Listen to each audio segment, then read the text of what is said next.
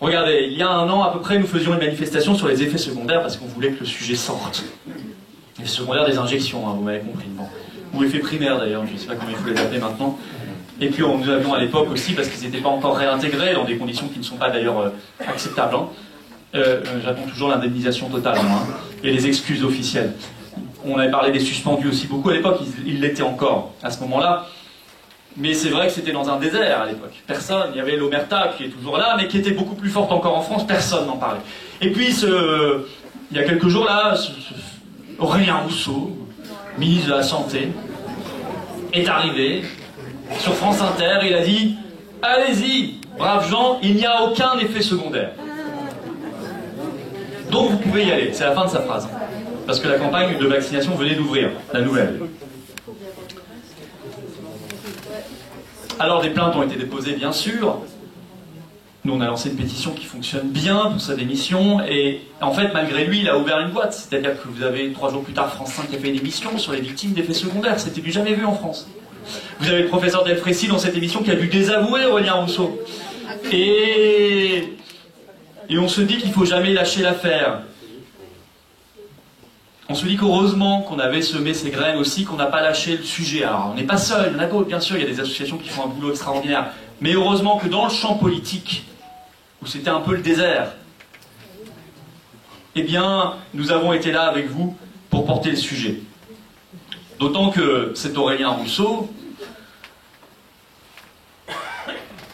a annoncé il y a quelques jours, il a même mis une photo sur son compte Twitter, il était tout fier parce qu'il serrait la main du numéro 1 de l'OMS.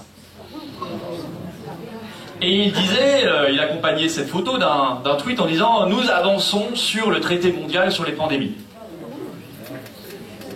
Alors je vous le dis clairement, il faut sortir de l'OTAN, il faut sortir de l'Union européenne, de la CEDH, c'est clair. Et c'est essentiel, c'est le gros du sujet. Mais on ne peut pas aujourd'hui participer à une OMS complètement corrompue. Nous, la France, nous pourrions lancer le signal en disant on ne suit plus un truc financé à 80% par l'industrie pharmaceutique et par les fondations Bill Gates, on se demande ce qu'il fait là. Il n'est pas possible de suivre. Moi, je serais Aurélien Rousseau, je ne prendrais pas une photo tout fier face au numéro 1 de l'OMS pour dire vive le traité mondial sur les pandémies qui est une horreur et qui sera juridiquement contraignant. Je dirais la France suspend sa participation de l'OMS. Nous ne pouvons pas continuer comme cela. Nous allons gérer nous-mêmes, humainement, la santé de nos compatriotes. Et nous n'accepterons pas non plus le pass sanitaire mondial que l'OMS a annoncé en coopération avec l'Union européenne. Alors là, on a le combo magique. Et puis Aurélien Rousseau, parce qu'il n'avait pas fini ses méfaits, je ne sais pas où ils l'ont trouvé celui-là. Hein. Extraordinaire. Hein. Dites-moi les Rousseau dans la classe politique française. Autant dans l'histoire, on a eu un Jean-Jacques qui a laissé une certaine trace, d'un certain niveau, autant aujourd'hui, là, on est servi par les Rousseau dans la classe politique française. Hein. Alors il nous a dit aujourd'hui, oh d'ailleurs il n'a pas dit, c'est Marianne, il faut le reconnaître, Marianne qui l'a sorti. Oh, il n'allait pas s'en vanter. Il va ajouter, il va demander aux hôpitaux l'an prochain en France de faire 600 millions d'euros d'économie. Ça veut dire combien de lits en plus fermés, combien d'infirmières en moins, combien d'urgences où les gens ne seront plus accueillis encore, ou alors sur le trottoir, sur un brancard, dans des conditions indignes, et ils finissent par mourir, parce qu'ils sont plus pris en charge. Vous avez vu la natalité aussi, la mortalité infantile qui monte, et je voudrais quand même qu'on creuse le sujet. Pourquoi il annonce 600 millions d'euros d'austérité pour l'hôpital public à un moment où tout le monde est d'accord pour dire que l'hôpital va déjà très mal? Pourquoi? On a fermé 100 000 lits en 25 ans, je vous rappelle. 100 000. Pourquoi? Parce que vous avez Bruxelles qui a sorti un document il y a quelques semaines en disant la France doit faire des économies sur son système de santé. Et pourquoi l'Union européenne demande cela?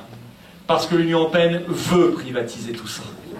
Parce que l'Union européenne est en de mèche avec les assureurs privés, avec les BlackRock, avec les fonds de pension qui veulent ce marché gigantesque de la santé, comme ils veulent le marché gigantesque de la retraite.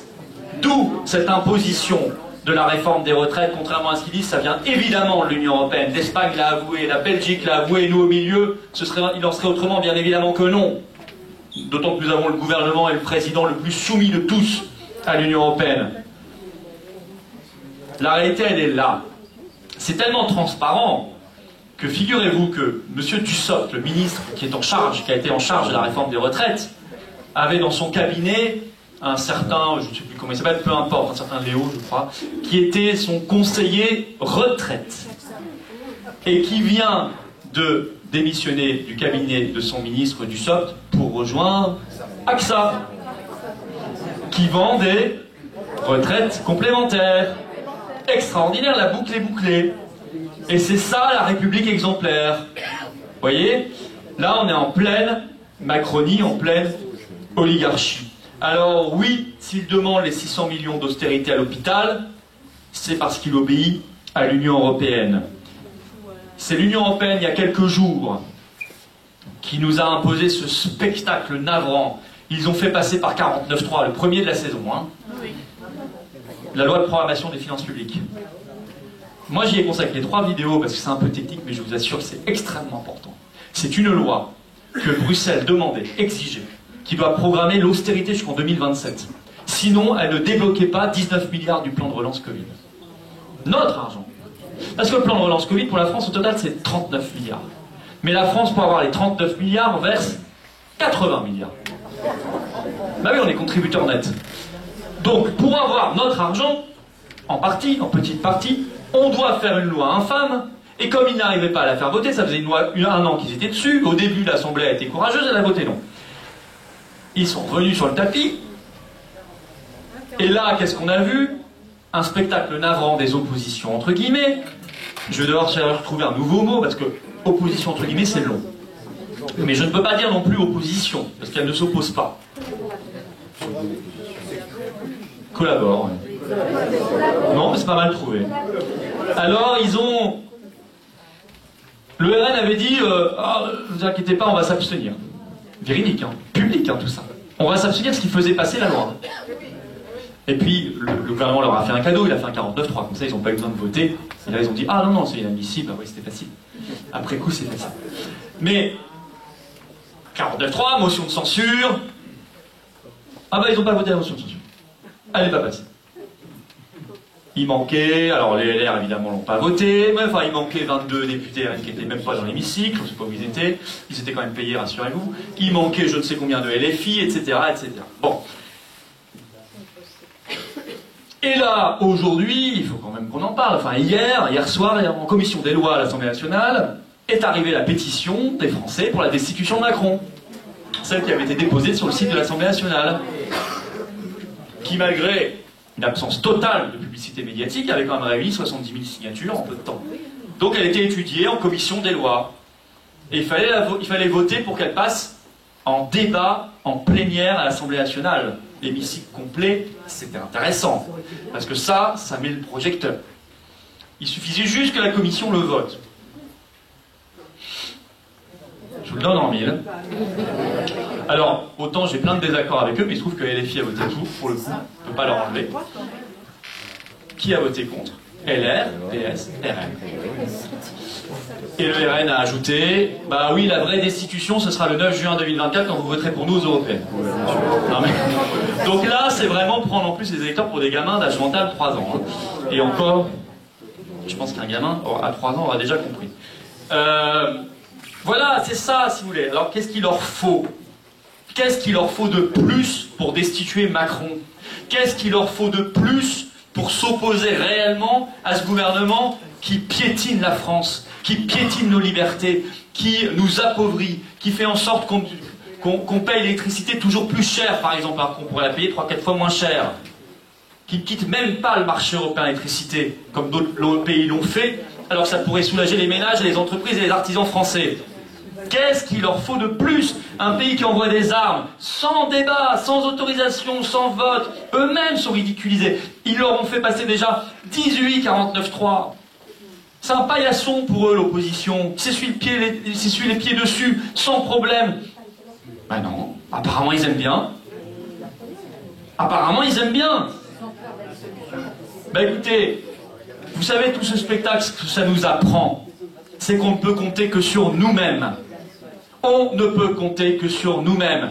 Il ne faut pas compter sur l'opposition, il faut compter sur la résistance. Vous êtes, nous sommes la résistance. Il n'y a plus que ça aujourd'hui de vrai dans le paysage politique français.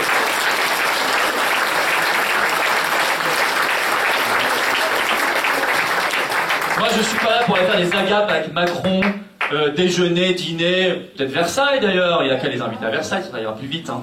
Entre Charles III et Mick Jagger, c'est ça qui était? C'était bon, hein?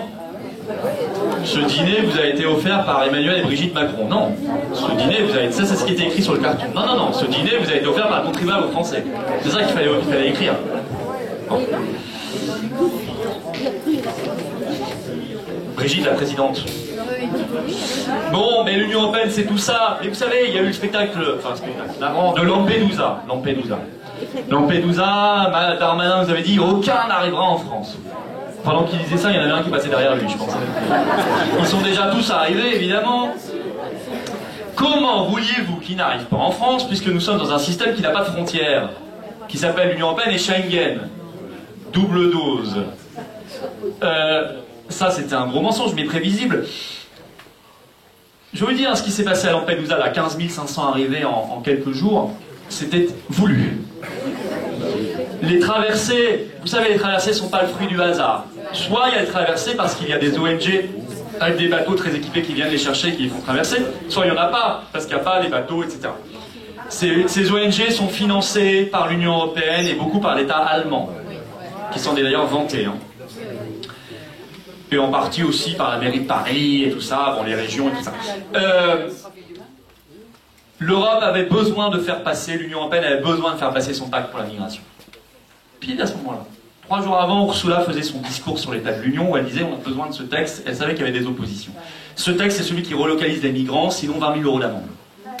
D'accord? Tous les ans, hein. Partout, dans les villages, partout. Sinon 20 000 € d'amende par migrant. Elle avait besoin de le faire passer, il fallait un choc. Bah, en même temps, c'est facile quand on l'organise. Hein. Elle l'a eu. Et là, vous avez la pauvre Mélanie. T'es arrivé en disant, oh là là. Bon, bah Mélanie, voilà. Vous savez, la classe politique française est atteinte de mélonite aiguë. C'est-à-dire que on fait des promesses, on se donne absolument pas les moyens de les mettre en œuvre. Et une fois qu'on arrive au pouvoir, si on y arrive, on trahit. Alors c'est une constante maintenant dans l'Union européenne pour les partis qui se disent d'opposition mais qui veulent rester dans l'Union européenne. Et donc dans l'euro, dans Schengen et tout cela, et dans la CEDH. Tsipras avait déjà fait la même trahison. Mélanie, qui a trahi sur l'immigration, hein, on devait voir ce qu'on allait voir. Hein. Et ici tous, la RN, Reconquête, tout ça, ils ont dit « Ah, c'est exactement notre modèle ». Je vous signale qu'à l'époque, eux l'ont mise en photo sur leurs tracts et leurs affiches. N'oubliez jamais ça. Ils le feront plus là. Hein. Mais ils l'ont fait. On fera pareil, c'est notre méthode, c'est exactement la même chose. Vous voyez, c'est possible. Non, c'est pas possible. On avait prévenu. Et évidemment, ce qui devait se produire, c'est produit. Immigration x2. Légale et illégale. Elle a même changé son discours en disant que finalement, c'était nécessaire.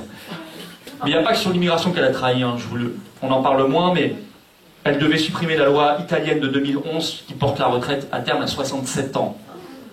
Et là, elle vient d'annoncer, bon, finalement, on va la garder. Après un petit coup de fil d'Ursula, ça va toujours mieux. Et puis, elle devait protéger l'argent liquide. Protéger l'argent liquide. Finalement, un petit coup de fil de la Commission européenne, c'est pas une blague, c'est la Commission européenne qui est intervenue. Finalement, non, la loi, hop, argent liquide, terminé. On garde de plus en plus la disparition de l'argent liquide. Je ne parle pas de ce sujet au hasard, c'est un sujet essentiel.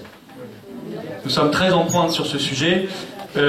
Ces histoires d'euros numériques, de disparition de l'argent liquide, c'est une tyrannie totalitaire. Je pèse mes mots. Ça veut dire que là, vous êtes tracé, fiché, surveillé de A à Z, du matin au soir. Je vous donne un conseil, essayez au maximum de préserver le liquide dans vos achats, etc. C'est des petits actes de résistance quotidiens.